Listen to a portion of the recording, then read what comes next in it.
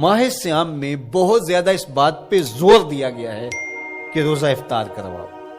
اپنے گھر میں بیٹھ کر کے روزہ افطار کر لینا یہ بھی سعادت مندی ہے، روزہ نصیب ہو جائے. لیکن اس بات پہ بہت زور دیا گیا ہے ماہ سیام میں کہ ایک ماحول پیدا ہو، لوگوں کو افطار کروائیں تاکہ تمام لوگوں تک اللہ تعالیٰ کی نعمتیں پہنچیں اور لوگوں تک جو ہے وہ رمضان المبارک کی برکتیں پہنچیں. تو ارشاد فرمایا وَمَنْ فَطَّرَ فِيهِ صَائِمًا، جس نے روزے دار کا روزہ افطار کروایا، کانا مغفرۃ لذنوبہ، تو وہ افطار کروانے والوں کے گناہوں کی بخشش کا ذریعہ بن جائے گا. یہ افطاری گناہوں کی مغفرت کا سبب بن جائے گی. وَعِتْقَ رَقْبَتِهِ مِنَ النَّارِ، اور آتش دوزخ سے گردن کی آزادی کا مجدہ جاں فضا بن جائے گا یہ امر کہ اس نے کسی کا روزہ افطار کروایا. وَقَانَ لَهُ مِثْلُ أَجْرِهِ مِنْ غَيْرِ أَنْ يَنْقُصَ مِنْ أَجْرِهِ شَيْءٌ، اور روزہ افطار کروانے والے کو روزہ رکھنے والے جتنا اجر ہی دیا جائے گا، لیکن روزہ رکھنے والے کے اجر میں بھی کوئی کمی نہیں واقع ہوگی. جتنا اس نے سارے دن کی بھوک اور پیاس کاٹ کر کے تکلیف اٹھا کر کے روزہ رکھا، جس نے شام کو اس کو افطار کر دیا اتنا ہی ثواب اس کو عطا کر دیا جائے گا، اس کا اجر کم کیے بغیر. اللہ اکبر! یہ امت کے لیے اللہ نے کیا پیکج دیا ہے، کیا کرم نوازیاں ہیں اس امت کے لیے. آقا کریم نے ارشاد فرمایا ایک شخص صبح سے لے کے ظہر تک مزدوری کرتا ہے، اس کو ایک قیراط دیا جاتا ہے، اور ایک شخص ظہر سے لے کر عصر تک مزدوری کرتا ہے، اس کو بھی ایک قیراط دیا جاتا ہے، اور ایک عصر سے لے کر مغرب تک مزدوری کرتا ہے، اس کو 2 قیراط دیے جاتے ہیں. فرمایا پہلی مثال یہود کی ہے، دوسری مثال نصارہ کی ہے، اور تیسری مثال میری امت کی ہے. یہودیوں نے اور عیسائیوں نے اس پہ اعتراض کیا کہ ہمارا اجر کیوں تھوڑا ہے، تو میرے اور آپ کے آقا و مولا نے فرمایا تمہارا تھوڑا نہیں، ہمارا زیادہ ہے. آج کل اگر 1000 روپیہ مزدوری چلتی ہو مزدور کی، تو کوئی شخص صبح سے شام تک ایک شخص سے مزدوری کروائے اور 1000 روپیہ دے دے، اور دوپہر کو اڈے سے جا کے ایک مزدور اور لے آئے، شام کو اس کو بھی 1000 روپیہ دے آئے، اور ایک شخص کو عصر کے وقت لائے اس کو 2000 روپیہ دے دے، تو 1000 والا کہے کہ میرے سے زیادتی ہوئی ہے، تو اس سے زیادتی تو نہیں ہوئی، اسے تو پوری مزدوری دی گئی. اب اس پہ مہربانی ہوئی ہے، اس پہ رحمت ہوئی ہے. تو کہا یہود اور نصارہ کی یہ مثال ہے، ایک صبح سے ظہر تک مزدوری کرے اس کو 1 قیراط، ایک ظہر سے عصر تک مزدوری کرے اس کو بھی 1 قیراط، اور تیسرا بہت تھوڑا وقت عصر سے مغرب تک مزدوری کرے اس کو 2 قیراط. کہا یہ امت محمدیہ علی صاحب الصلوات کو دیا گیا نور ہے. تو ایک شخص نے سویر سے لے کر شام تک روزہ رکھا، بھوک کاٹی، پیاس کاٹی، سخت شدت کی گرمی سہی، اور ایک شخص نے شام کے وقت اس کو روزہ افطار کروا دیا. اور سنو حضور علیہ الصلوۃ والسلام کا فرمان، جب حضور نے فرمایا کہ اس کو پورا اجر ملے گا پہلے کے اجر کو کم کیے بغیر، تو صحابہ کا تو دل تڑپنے لگا کہ یہ کتنی بڑی بات ہے. اب آپ جانتے ہیں کہ یہ زمانہ ایسی معاشی خوشحالیوں کا نہیں تھا، لوگوں کے پاس تو نان شبینہ بھی میسر نہیں ہوتا تھا. تو صحابہ نے جو سوال کیا، قالوا یا رسول اللہ صلی اللہ علیہ وسلم، انہوں نے کہا اے اللہ کے پیارے رسول صلی اللہ علیہ وسلم، لیسا کلنا یجد ما یفطر الصائم، ہم میں سے تو ہر بندہ یہ طاقت نہیں رکھتا کہ روزہ دار کو روزہ افطار کروا دے. تو یہ اتنی بڑی سعادت، تو یہ تو پھر اہل زر ہی یہ سعادت حاصل کر پاتے ہیں.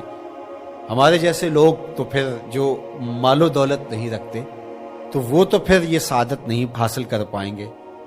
تو میرے اور آپ کے آقا و مولا نے کیا فرمایا؟ قال، حضور نے ارشاد فرمایا یؤتی اللہ ھذا الثواب، یہ ثواب اللہ اس شخص کو بھی عطا کرے گا، من فطر صائما علی مزقۃ لبن او تمرۃ او شربۃ من ماء.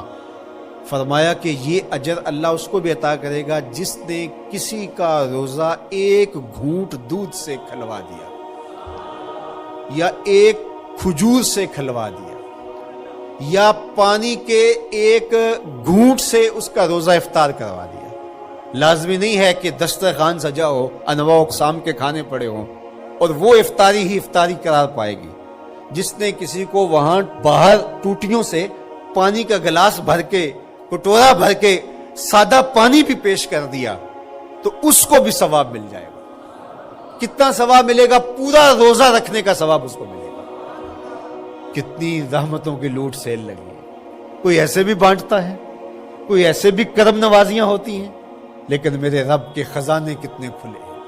میں نے مدینہ المنورہ میں ایک شخص کو دیکھا کہ وہ روزے کے وقت وہاں سے ہی گلاس لیتا اور زمزم سے بھرتا اور روزہ داروں کے آگے رکھتا چلا جاتا، اور روزانہ اس کا یہ عمل ہوتا۔ نماز عصر کے بعد شروع ہوتا، جتنی اس کی پہنچ ہوتی ہر ایک کے آگے رکھتا چلا جاتا۔ پانی بھی وہاں سے لیا، گلاس بھی وہاں سے لیا۔ اللہ اکبر! فرمایا دودھ کا ایک گھونٹ یا پانی کا ایک گلاس یا ایک کھجور اس نے کسی کو پیش کی اور اس نے اس سے روزہ کھولا، اللہ کے محبوب فرماتے ہیں پہلے کے اجر میں بغیر کسی کمی کے اس کو پورا ثواب روزے کا نصیب ہوگا۔ اللہ اکبر! اب سنو، پھر حضور نے ارشاد فرمایا ومن اشبع صائما، اور جس نے صحیح اہتمام کے ساتھ روزے دار کو اچھا کھانا کھلایا، اچھی پرتکلف افطاری دی، سقاہ اللہ من الحوض شربتا لا یظمأ حتی یدخل الجنہ، اس کو حوض کوثر سے ایسا جام ملے گا کہ اس کو کبھی پیاس نہیں ملے گی یہاں تک کہ جنت میں چلا جائے گا۔ اللہ اکبر! اس کو کوثر کے جام نصیب ہو حشر کی گرمی میں۔ اور آپ کو معلوم ہے، علماء سے آپ نے بارہا سنا ہوگا کہ جام کوثر جس نے ایک بار پی لیا پھر 50,000 سال کے دن میں اس کو دوبارہ پیاس نہیں لگے گی۔ یہ جام کوثر کی خصوصیت ہے۔ فرمایا وَهُوَ شَهْرٌ أَوَّلُهُ رَحْمَةٌ، یہ وہ مہینہ ہے جس کے پہلے 10 دن رحمت ہے اور اس کا درمیانی عشرہ مغفرت ہے، وَآخِرُهُ عِتْقٌ مِّنَ النَّارِ، اور اس کا آخری عشرہ جو ہے وہ آتش دوزخ سے نجات کا ضامن ہے۔ فَاسْتَكْثِرُوا فِيهِ مِنْ 4 خِصَالٍ، کہا کہ 4 کام اس مہینے میں کثرت کے ساتھ کرو۔ خصلتان ترضون بہما ربکم، 2 کام تو وہ ہے جس سے تم اپنے رب کو راضی کرو گے۔ وخصلتان لا غنا بکم عنہما، اور 2 کام ایسے ہیں کہ ان سے بے نیاز نہیں ہو سکتے تو وہ تمہیں کرنے پڑیں گے۔ اما الخصلتان اللتان ترضون بہما ربکم، وہ 2 خصلتیں، 2 کام جن کے ذریعے سے تم اپنے رب کو راضی کر سکو۔ فشہادت اللہ الہ الا اللہ، وہ گواہی دینا ہے لا الہ الا اللہ، وتستغفرونہ، اور تم کثرت سے استغفار کرو، اللہ سے بخشش مانگو۔ یہ 2 کام تم نے کرنے ہیں۔ وَأَمَّا الْخَصْلَتَانِ اللَّتَانِ لَا غِنَىٰ بِكُمْ عَنْهُمَا، اور وہ چیزیں جن بغیر تمہیں چارہ نہیں ہے۔ فَتَسْأَلُونَ الْجَنَّةَ وَتَعُوذُونَ مِنَ النَّارِ، اللہ سے جنت طلب کرو اور دوزخ سے پناہ مانگو۔ تو یہ 2 کام جو تمہاری ضرورت ہے تم اس مہینے میں کثرت کے ساتھ کرو۔ تو یہ مہینہ رحمتوں کی لوٹ سیل کا مہینہ ہے، یہ کرم نوازیوں کے امٹتے ہوئے دھارے ہیں، یہ سیل رحمت ہے جو کہ من کی سیرابی کا سبب اور ذریعہ ہے۔ خوش نصیب ہیں جو ماہ صیام کو خوبصورتی کے ساتھ بسر